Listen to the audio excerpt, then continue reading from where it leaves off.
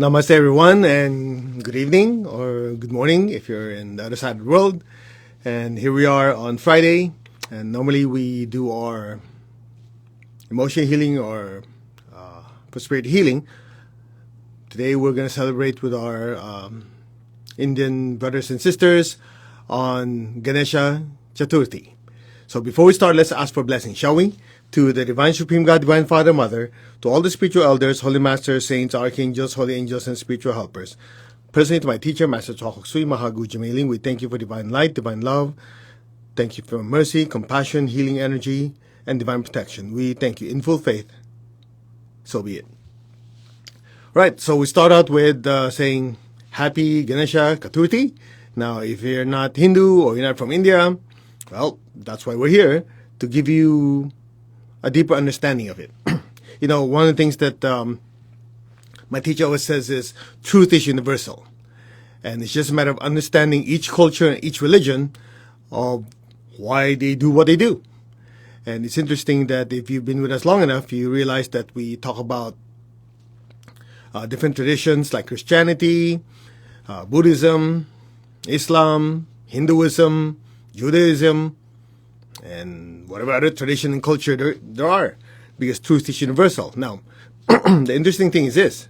What connects all of them is the understanding of energy. Because these different religions and cultures, as they go through their own rituals and traditions, they're actually controlling energy. And that is not very different from Ganesha Chaturthi. You know, a lot of times we think, oh, okay, that's the Indian tradition. Well, let me ask you a question. Have you ever seen anybody walk around with an elephant head? So, obviously, it's symbolic. And we'll go through in more detail because I remember my teacher used to say, could you imagine if you put the head of an elephant on a human body, the vascular system would not be the same, the respiratory system would not be the same, and not to mention the weight transfer, the person would topple over. So, let's go deeper into it to understand what exactly is the deeper meaning behind Ganesha. Now, I can't go into all the details, obviously. This is just an introduction so that we can do the meditation. If you want to know more about it, I highly recommend you get this book, Inner Teachings of Hinduism Revealed. Okay, it should be available wherever you are, and we have it here if you want to order it from the bookstore. And let me just start by saying every spiritual tradition has an inner school and an outer school. If you remember, the Lord Jesus said, talking to the apostles, to you are given the keys to the kingdom of heaven, and the ones outside are given parables. Think about it. Even the Lord Buddha has his inner disciple, inner circle. Every spiritual tradition have inner and outer circle. Now, the question is why? It's not to make people special. It's because there are different levels of education and spiritual development. Now, think about this. When all these teachings were being given in ancient times, what is the educational level of people? Most likely 2,000, 3,000, 4,000, 5,000 years ago, people were not educated. So imagine, okay, just the latest one, 2,000 years ago. The Lord Jesus was talking to the people. Could you imagine? Most of them can't read and write. So he has to, put it in a certain way, really dumb it down, and give him a bunch of stories. And the ones who are following him, think about it. If you've been following someone long enough, you've been with them long enough, you understand their mannerisms, they have to take the time to talk to you. So that's why they can give you the deeper teachings. Make sense? Same thing with the Lord Buddha. He had thousands of followers. But there's only a few key people that he gives the inner teachings. Make sense? These inner teachings are a combination of energetic techniques, perceptions of the teacher of the present, the past, present, and the future, and specific rituals that they can do in order to achieve a certain result. So today, for Ganesha Chaturthi, we want to just focus a little bit on why Ganesha is always the first deity that the Hindu tradition invokes as they do their puja. So puja, as you know, is ritual. Now, let me just break it down for you for the ones who are more mental. Go, okay, explain that to me. Because I don't do rituals. Yes, you do. Everybody does. You just don't call it as such. A ritual is a set of steps that we do physically, emotionally, mentally to create a certain result. For example, if you're a Roman Catholic, you call it a Mass. Don't you notice if you go to a Mass, only the epistles, the reading of the gospel and the sermon is different. Everything else, I mean, literally from the hymn, not the hymn book, but there's a book that the priest says this, you say that, it's a ritual. Right? You go to graduation. You have whatever singing is going on, the principal says something, somebody says something, and you have the procession of the graduates. What do you call that? It's a ritual. It's a ceremony. Of course, if you've seen Harry Potter, you call that ceremonial magic. So in India, you call it puja or ritual. So these rituals are very, very important because it creates a certain energy that builds upon itself to get a certain result. And I remember my teacher was explaining to me, what you call ceremonial magic. Of course, they make a big deal out of this in Hollywood. But in reality, what it is it's a ceremony. So if they want to create the energy of prosperity, they lock themselves in a room, and the room is basically flooding their senses, something connected to prosperity. Maybe a chant is going on. Maybe the smell of a certain incense. The colors they wear, the images they see. And as they go step by step by step, they put their body in a certain alignment. Okay, they're not going to be like this, oh, I'm prosperous, for example. And then they have them visualize something, they have them say something. So all of them are basically steps to get a certain result. Make sense? So that's not very different than a puja. So a puja is the first deity that our Hindu brothers and sisters pray to is Ganesha. But it's interesting, if you ask most Hindus, why Ganesha? The first answer they're going to give you is, that's what we were taught. We're just following. And I can relate to that. Being born in a Chinese body, we grew up with certain rituals. We go to Buddhist temple. We follow feng shui. Ask our parents what it is, why it is. They have no clue. Oftentimes they say, don't ask questions. Just do it. Make sense? So we'll just give you an overview. Now, for Ganesha, it's something like this. The reason they pray to Ganesha first is to remove obstacles. Okay? It's a cleansing. Now the question is why and how. Most students I ask, hey, what do you pray to Ganesha? What is it? Oh, no, we're told Ganesha. So let's break it down, shall we? Now, by understanding pranic healing, it makes sense. Otherwise, you say, well, how does it remove obstacles? Well, if you get a herd of elephants going your way, you'll get out of the way. Okay, makes sense. That's removing obstacles, right? Let's go deeper. In pranic healing, you'll learn that the basic chakra at the base of your spine has 3 colors. Okay, I'm going to use an image here. I think you guys can see it. I hope you can see it. Let me see. Now, if you're on Instagram, I don't know if I can flip the camera around. I will try. Ooh, it works. Okay, so the basic chakra, which is the base of your spine, has 3 colors: red, orange, and yellow. And I know most of us who've studied chakras, we know it's red. That's only one of many, many colors that's there. All right, but primarily it's red, orange, and yellow. Red it gives your body the ability to warm up. Okay, it's in charge of body heat. I'll turn this around again. Hopefully I can. Whoop. Okay, come back. Okay, it works. All right. So that's red for heating up your body, cooling your body, depending on how much of that red energy goes to the body. Orange, so your body can poop. Otherwise, you sit in the toilet for hours and nothing comes out. It's the orange prana, the lower part of your body, to allow you to excrete your waste products. Simultaneously, when that orange prana is in your body, it allows you to, perspire, which is expelling or forcefully removing waste products also.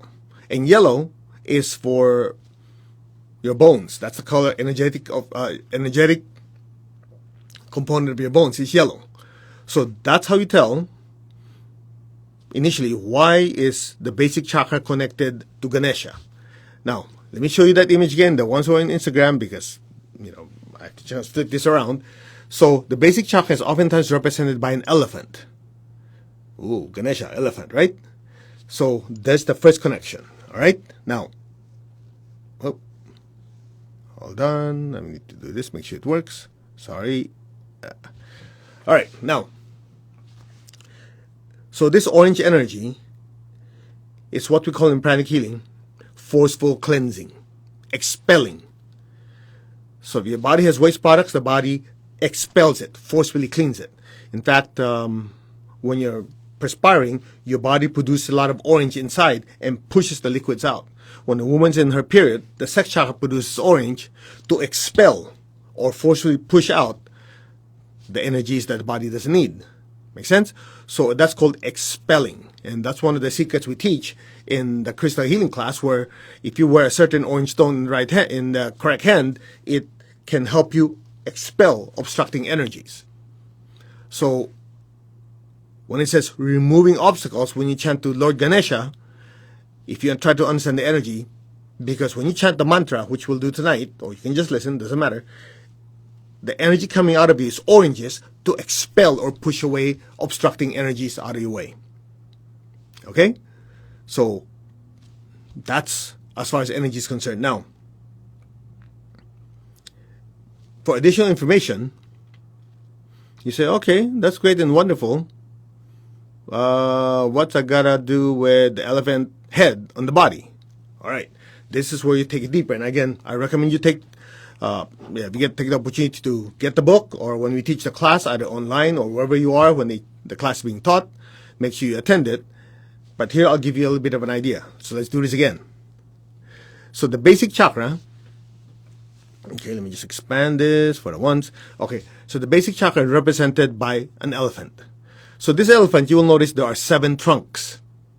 Okay, when was the last time you saw an elephant with 7 trunks? I haven't. So it's symbolic. So these 7 trunks represent the 7 layers of what is called the Kundalini energy. So this so-called Kundalini energy is oftentimes, you read in books or in yoga, it's like snake coming out of your head like a cobra. There's no snake slithering up your spine. Just want to clarify that. Even if you have a surgeon open your back up, there's not going to see a snake in there. Again, it's symbolic. All right? So the basic chakra is symbolized by the coiled serpent, coiled, as in waiting to pounce, right? And then also the elephant. Now, you have a snake with, like, oftentimes 7 heads coming out like a cobra, or the elephant with 7 trunks. These represent the 7 layers of this so-called energy, Kundalini energy. The question is, what is it for? To super simplify it, it's as simple as this. We have 5 senses: sight, sound, smell, touch, taste, right? 5 senses. What do you try to do with all those 5 senses during meditation? You try to calm those down, right? You make the room comfortable, so when you're meditating, your body will not say, hey, it's uncomfortable. You try to do it in such a way the body does not give you any information or data. So you can ignore it. What else? Your sight, your sound, your smell, touch, all of these you're trying to what? Quiet down. You don't want loud noises. You don't want stuff that's stinky coming through. In other words, you want to, as much as possible, mute all these senses. The question is why? Because you want to experience what's beyond those 5 senses. So spiritual energy, intuition, information from your guides, your teachers, from your higher soul are all beyond the 5 senses. Now, our brains are not originally trained for these. But over time, through meditation and prayer, when you practice calmness and stillness, then you get insights. So when you're meditating, you're intentionally trying to calm the 5 senses to register those higher frequencies. Make sense? Now, to accelerate the process, you have a sensitizing agent, something to sensitize your brain. And that substance is called Kundalini energy. Okay, again, you get the book, you read the internet. Unfortunately, what you read there is anything goes. But this sensitizing agent has several layers. In other words, there's different, I just say different frequencies of it. In other words, when you're new to the spiritual path, a certain type of energy from the base of your spine go to your brain. As you get into the spiritual path longer and longer, a different quality of that energy goes into your brain. And so as more of that goes to your brain in meditation, guess what happens? You start becoming more sensitive. your brain nervous system become more sensitive to the brilliant light. It's that in the energy world. You go, yeah. And I notice like when I meditate, I see flashes of light. I see light. I didn't see it last time. Maybe there was no light last time. No, the light has always been there. It's just like if I have an AM radio, just because I didn't flick the switch, or just because my AM radio is not tuned to FM, doesn't mean there's no FM signals around. Make sense? So our brain nervous system just need to be kind of upgraded a little bit so you can register those higher and higher frequencies. And that's where the Kundalini energy comes in. Make sense? Now, let's put it all together. Since the basic chakra, let me use the image again for the people on Instagram because the ones everywhere else you can see this. So, let's put the whole thing together. This basic chakra is where the Kundalini energy, most of it, not all of it, is located. Which, what does it do? It sensitizes your brain, your nervous system, so you can experience higher frequency. Makes you smarter, makes you intuitive, more spiritually connected. Right? So, when that energy goes up the spine, substantially, or fully, then those potentials now reach your head. I think you're getting it. So, the elephant head deity is basically a symbol saying that this massive potential has substantially or completely reached the brain. So that person is now enlightened. Make sense? So the word enlightenment, for the ones who are new, most people throw it around. Oh, you're enlightened. What does that mean? I'm aware. So is everybody. So enlightenment means literally the realization that you are a being of light.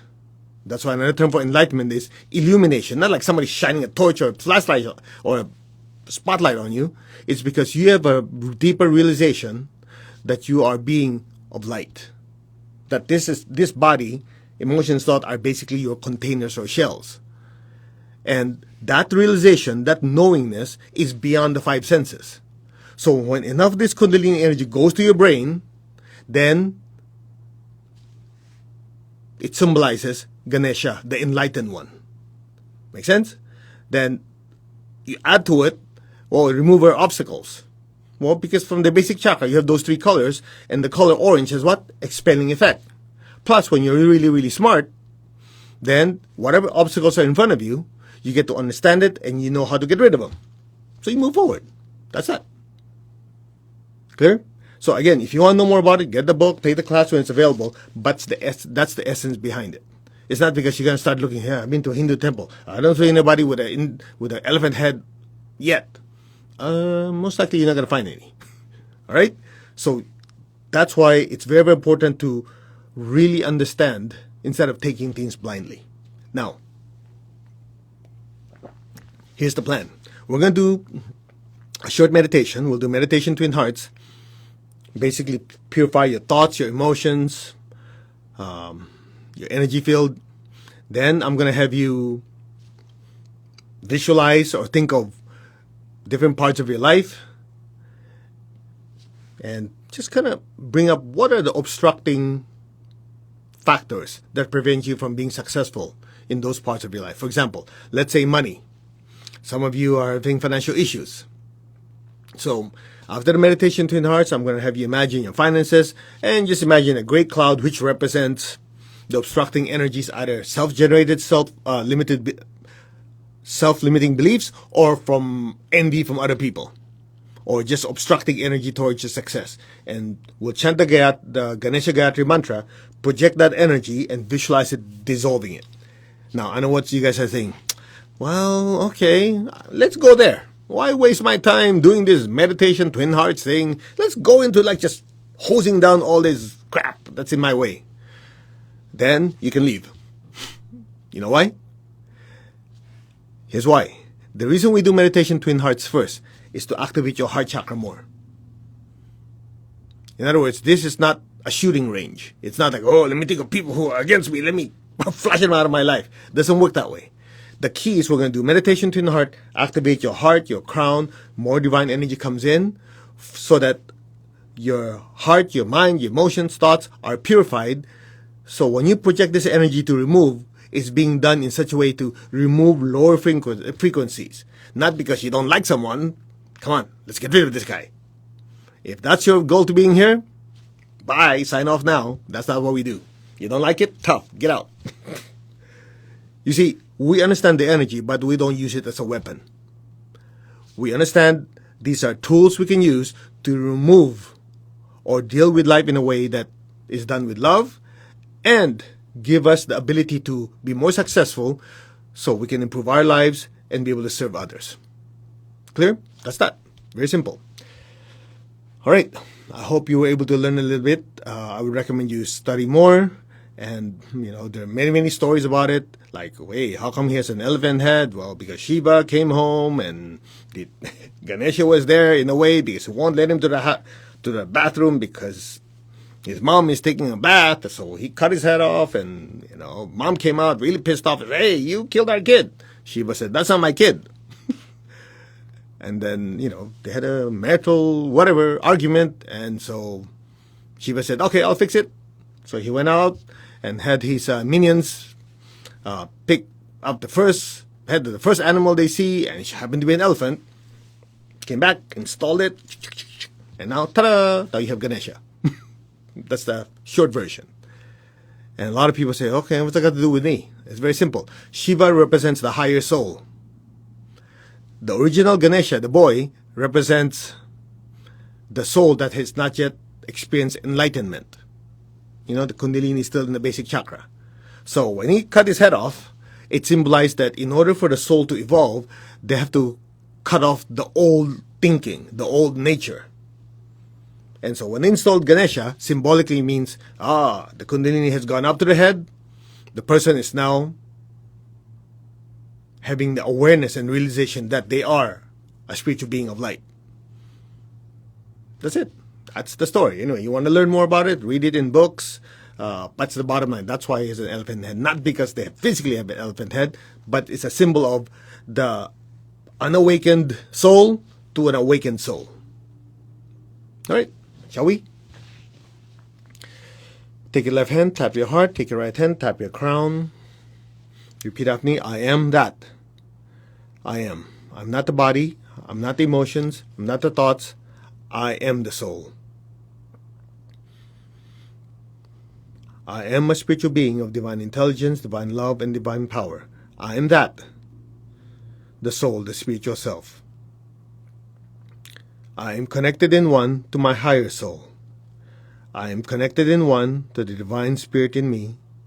I am a child of God. I'm one with God. I'm one with all. There is only oneness. Now just be still.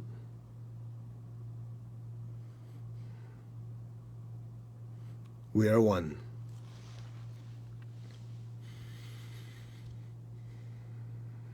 Our hearts are one, our souls are one, our spirits are one. Raise your hands in blessing. Visualize the earth in front of you.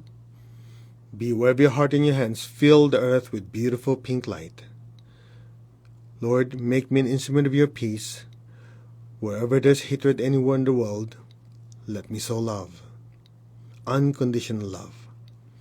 Where there's injury, let me sow pardon and forgiveness. Where there's doubt, let me sow faith. Where there's despair, let me sow hope.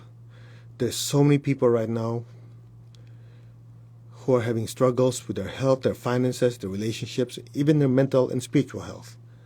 Visualize their health in all these areas improving, blessing them with hope and with faith and a better life. So be it. So be it. So be it. Where there's darkness, let me sow light. Darkness is the ignorance of one's true nature, a being of light. Bless every person, every being with spiritual light, with the ability to recognize their true nature, a being of light, hence enlightenment.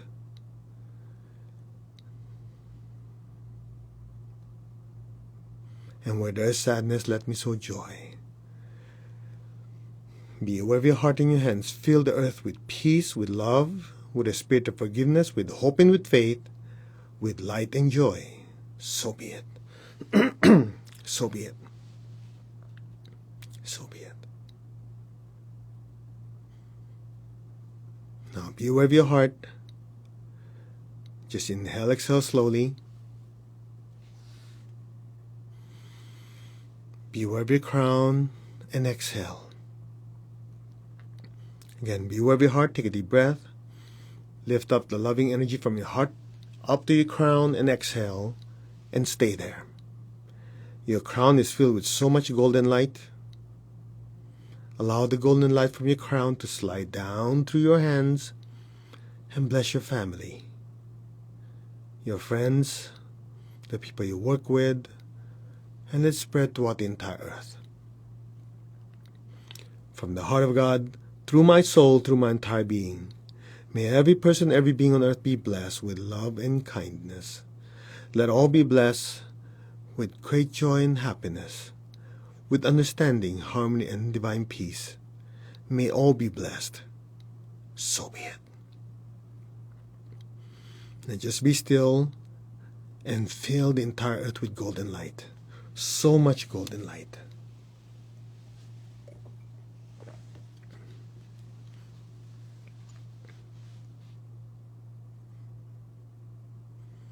Now, be aware of your heart, be aware of your crown.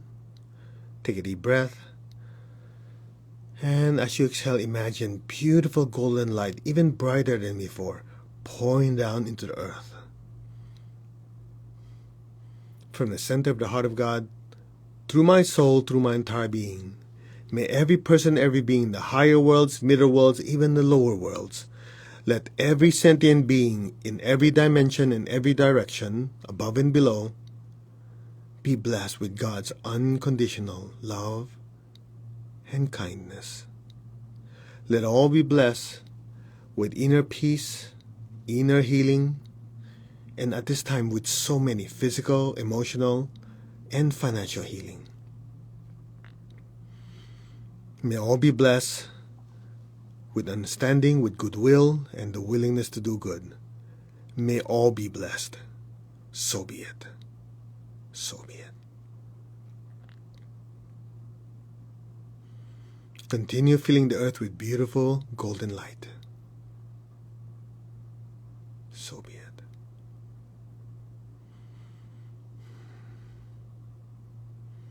Just be aware of your heart and crown. Again, inhale. Exhale, just pour so much golden light into the earth from the center of the heart of God.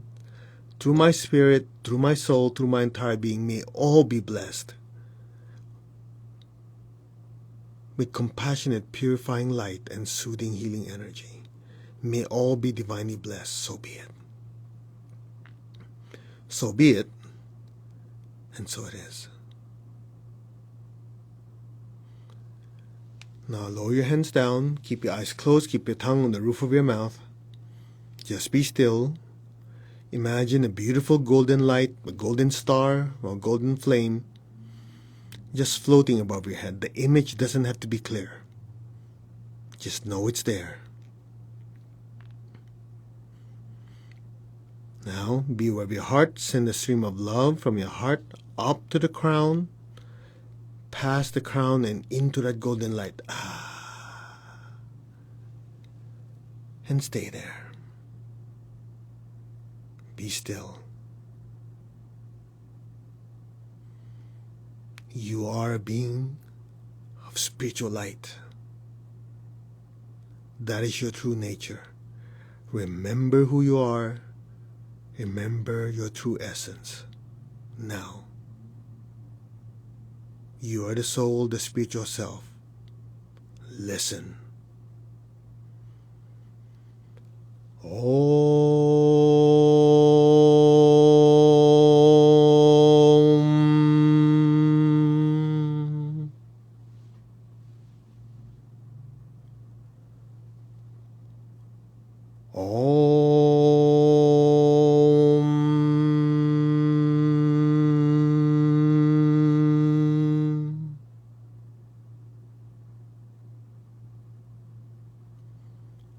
Allow your awareness to just drift deeper and deeper into that beautiful golden light.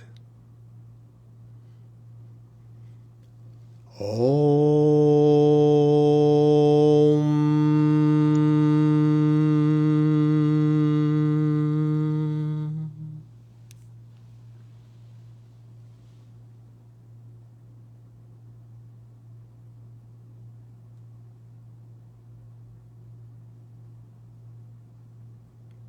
Be still.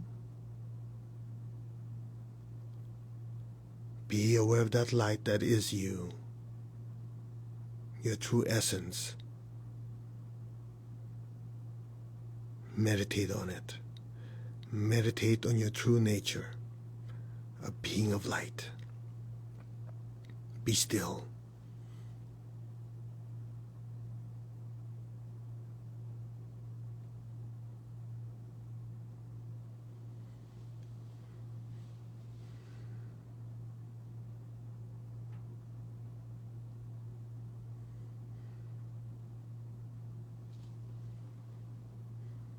Will raise your frequency even higher. Just be receptive. You don't have to do anything. Just continue meditating on your true nature, a being of light.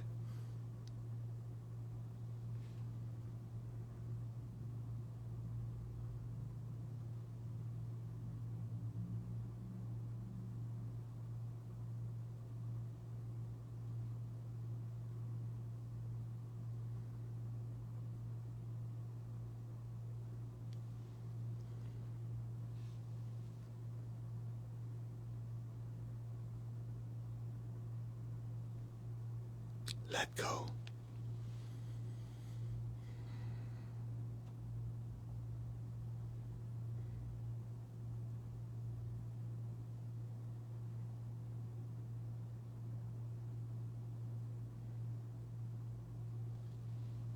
For a few.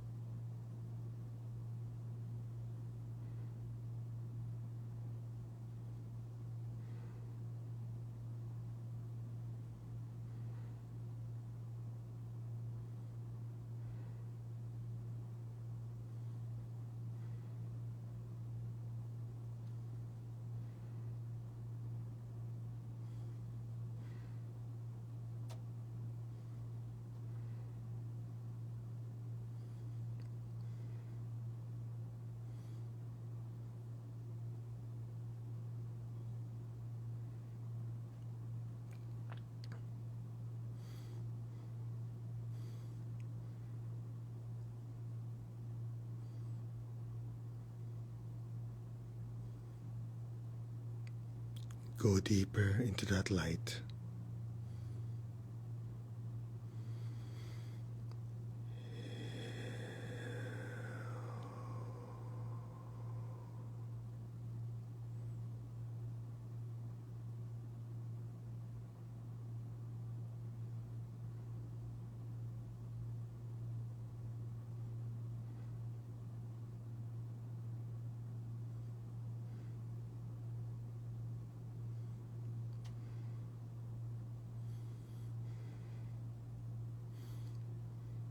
Maintain your stillness. Maintain your state of awareness. Maintain your realization that you are a being of light on an earthly journey.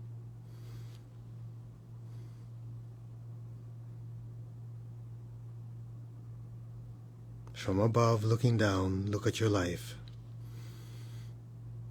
Just like watching someone's life, just watching a movie. You're now seeing it from the viewpoint of the spiritual self. Look at your finances. Look at your health. Look at your relationships. Look at your mental health. Just look at your life in general. Just observe it. Just observe, like observing it from a high tower looking down. Or looking through the clouds and looking at your life. Just observe.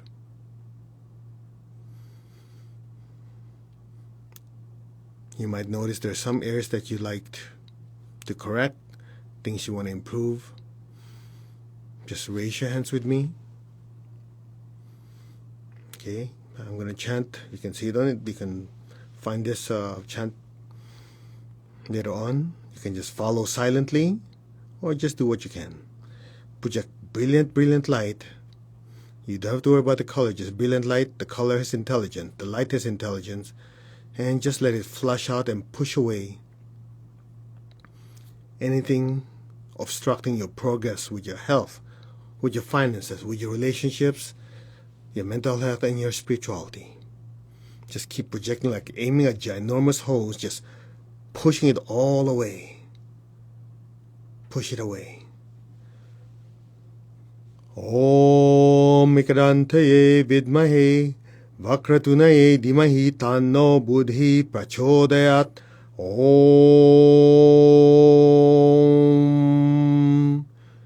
Om Mikadanteye Vidmahe Vakratunaye Dimahi Tanno Buddhi Prachodayat.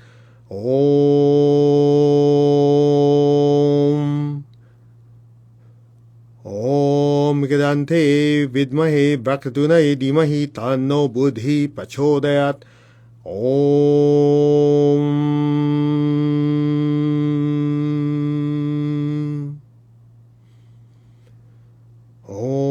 Mikadante Vidmahe Vakratunaye Dimahi Tanno Buddhi Prachodayat.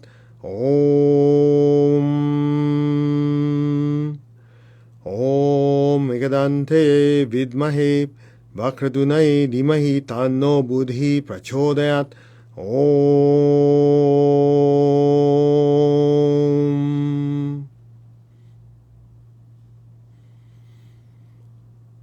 Om Mikadante Vidmahe Vakratunaye Dimahi Tanno Buddhi Prachodayat.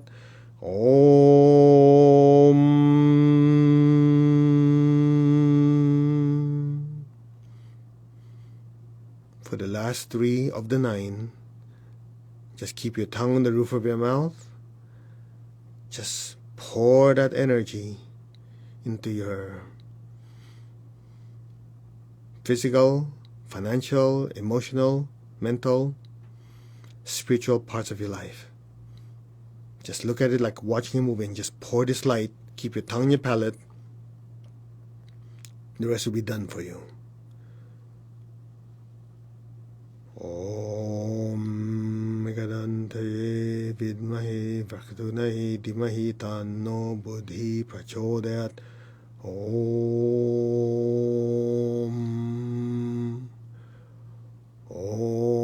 Mikadante Vidmahe Vakratunaye Dimahi Tanno Buddhi Prachodayat.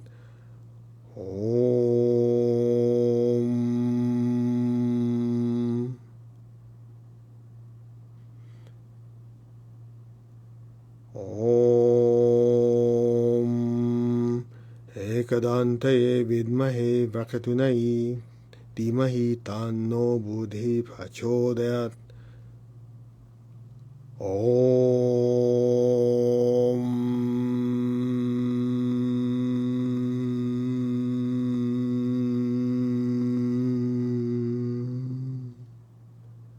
Be still.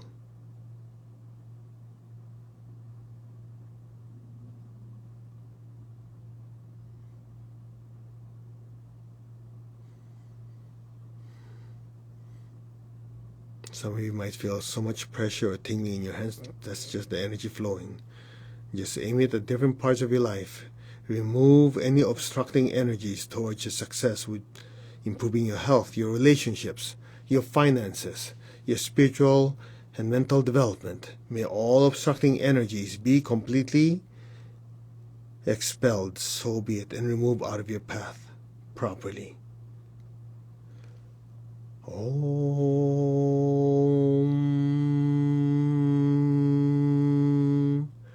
Om.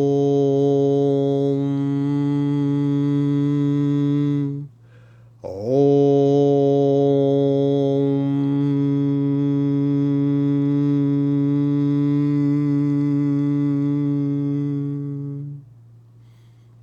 Now put your hands down.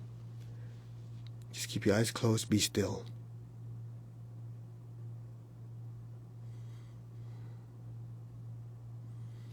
Let all negative thoughts, negative emotions, negative energies within you and outside of you be completely disintegrated, fully flushed out of your system, and properly disposed of and disintegrated. So be it. Cut. Just be still.